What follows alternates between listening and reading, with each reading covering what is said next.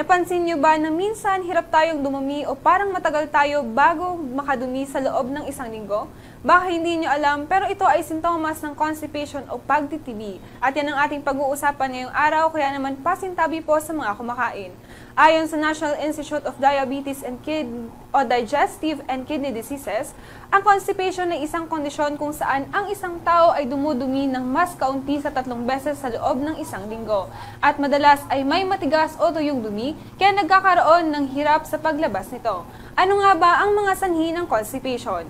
Una na dyan, kakulangan sa fiber sa pagkain. Ayon sa Mayo Clinic, ang kakulangan sa gulay, prutas at whole grains ay isa sa mga pangunahing dahilan nito. Kakulangan sa pag-inom ng tubig. Ang hindi sapat na pag-inom ng fluids ay nagpapahirap sa ating tiyan na igalaw ang dumi. Kakulangan sa ehersisyo.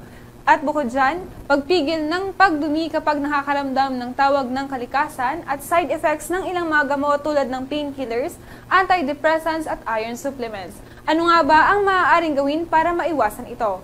Uminom ng sapat na tubig na hindi bababa sa 8 baso kada araw. Kumain ng fiber-rich foods gaya ng papaya, prunes, kangkong, oatmeal at brown rice.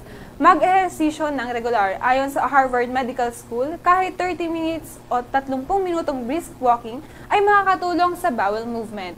Huwag pigilin ang pagdumi. Kapag nakakaramdam na, pumunta agad sa palikuran. Kung hindi pa rin gumagaan ang pakiramdam kahit ginawa mo na ang mga ito, kumonsulta na sa inyong doktor. Baka ito ay sintomas na ng mas malalang kondisyon gaya ng irritable bowel syndrome o colon problem.